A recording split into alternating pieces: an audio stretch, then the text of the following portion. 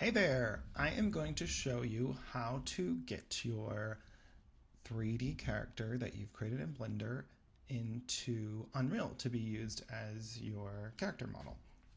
So this is my character that I've created. This tutorial does assume that you already have yours. It uses AutoRig Pro, which is a paid add-on. I just checked and it's $50 right now. I do think that's totally worth it, especially if you are going to be creating multiple characters, because it just saves a lot of time. So let's dive in. You can access AutoRig Pro from the ARP tab. So go to the Rig tab at the top. Select all of your objects. I just did that by pressing A. And you can start the whole process by saying get selected objects, full body, okay. It does something weird with the texture, so we just won't show it. So skip past all this and go straight to the part where you are adding the reference points. So put that at the base of the neck. Go back here and choose the next one, and you're going to keep doing that until you've gotten through all of them. I usually put the shoulders slightly away from the body. Everything else is pretty self-explanatory. Put that at the ankles. Okay. So you can leave all of this at its default. Except for, well, for me it's already at the default, but if you want to double check that it does say UE5 mannequin, because that is the skeleton we are trying to replicate. If you have fingers, choose fingers. If you don't, you can uncheck that. Okay, and then just press go, and it's going to create a skeleton for us. Okay, now this is the kind of skeleton that you will typically see in Blender, but for our purposes, it's actually just a reference. So I'm going to grab these. Actually, I want to grab both of those, put them in the middle, kind of just start moving them around to where I think they should go. Everything else is starting to look good. Okay, unfortunately, my fingers are not quite right. So this is kind of a nuisance. Okay, make sure you grab the thumb. It looks like everything besides the thumb is good in my case. So you can see which finger you have by checking the prefix there.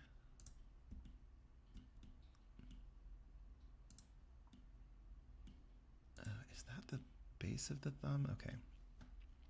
I'm just gonna move these around. This is so that's obviously not quite right.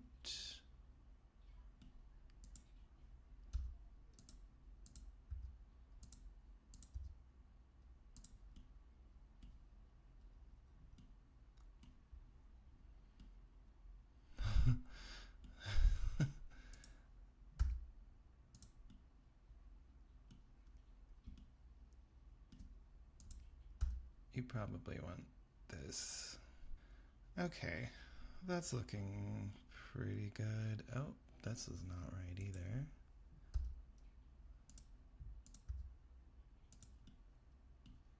That's a little weird too. Sometimes when this gets generated, it's just perfect. So the changes you make do select symmetrically, so you don't have to do it on that side. Okay, I typically just leave everything. Actually, I might move this one over a little bit more to the middle. Okay, everything's looking good there. So once those are all in the right place, you're going to match to rig. So what you see here is the reference skeleton. Once you press match to rig, it's going to transform the reference skeleton into the Unreal skeleton.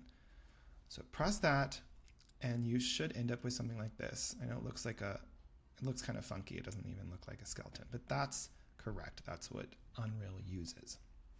So skeleton is good. Move over to the skin tab.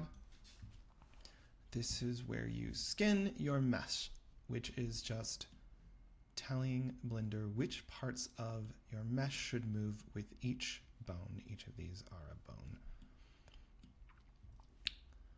So select everything. Oh, actually, we're in pose mode right now, so we can only choose the bones, but we need to actually choose the mesh. So go back over to object mode. Now press A to select everything, and the next thing you'll do is press the bind. Again, just leave everything at its default unless you're trying to fix a specific problem. If bind is not selectable, you just want to make sure you select these in the right order. So select all of your meshes and then select the armature. And that should give you the ability to press bind. So again, this is just going through and creating what is called a vertex group, which is kind of what defines how it moves. I'm going to put this back on the original texture. Things are looking pretty good. There is an important step here. I've actually seen a lot of tutorials skip over this one, and I think it's actually what caused me a lot of issue because I didn't know I needed to do this. So back to the rig tab, go to pose tools. Let's back up a little bit. At this point, you have done all of the steps. Like, your skeleton and your mesh is correctly, the skeleton's created and the mesh is skinned, so that's good. But because we are exporting to Unreal, we need to make sure we're matching up with Unreal's default skeleton. So you can do that by pressing set pose and change this to A pose UE5 Manny. Press OK, and my mesh didn't really change. It might have changed. Well, actually you can see that it kind of messed with it a bit. So now the clothing is not lined up, and I'll have to fix that. I'll have to sculpt that, but I probably won't do that as part of this tutorial. So you've set the pose correctly. Now you want to apply this pose as the rest pose.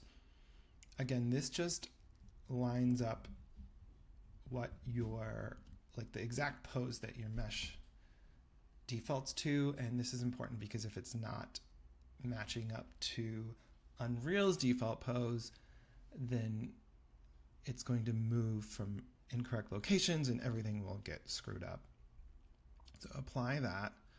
For some reason that makes it revert back to the reference skeleton, but that's no problem. Just press match to rig again. Okay, so I am going to sculpt this off camera and then show you how to export. To export, you will just scroll down to the bottom of the ARP tab and you'll see the export FBX there. This is actually just the same as going to export here and choosing the Auto Rig Pro option. I'm going to select it there. Actually, let's select all of our meshes first. I just pressed A to choose everything, including the armature. And then the default is selected objects only. I like to do it that way just so I don't get anything surprising. Auto Rig Pro has export presets per engine, so choose the Unreal Engine one and leave it all at the default.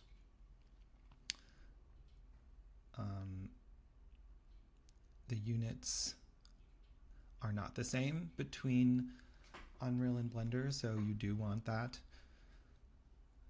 Leave root motion off unless you know what you're doing. Choose all of these things except for the UE4 legacy one and export. Now we are done in Blender. Over in Unreal, I have a brand new top-down project. I haven't changed anything yet. So take your FBX file and drag it on in. Okay, so in the import options, again, just leave things at their default. Do make sure skeletal mesh and import mesh are both checked, and make sure geometry and skinning weights is chosen because we did all that work. We want to use it. Now, the most important step is to choose the skeleton on import. So you're going to see two if you have the default project. Make sure you choose the one that does not reference UE4 in the file structure. Okay, so that's the one that we don't want. We want the SK mannequin one. Just press either one of these, import all. Okay, so it looks like there's some issues with the textures, but textures are always effed when bringing them over from Blender into Unreal. And this option is, at this point, it's like a little sign that everything has gone well, because it always happens. If that's the only thing I see, I'm good with it. Okay, let's open this up. Okay, that's looking okay. Obviously the textures are not there, but again, I'll have to fix those separately. I'm going to show you, this is what happens when you press play on a regular top-down template. But we want to use our character for that. So to do that, go to the blueprints folder under top-down and open up the character blueprint. So under mesh, instead of using the default, we're going to use ours. Compile that and press play. And oh my goodness, it's looking pretty good. There is some clothing clipping, but that is kind of a perennial problem that you have to deal with on every single character. I'm not going to do that in this tutorial, but everything else, I mean, he's just running around like it's his business. Okay, so that concludes the tutorial. I hope you learned something. I know I did.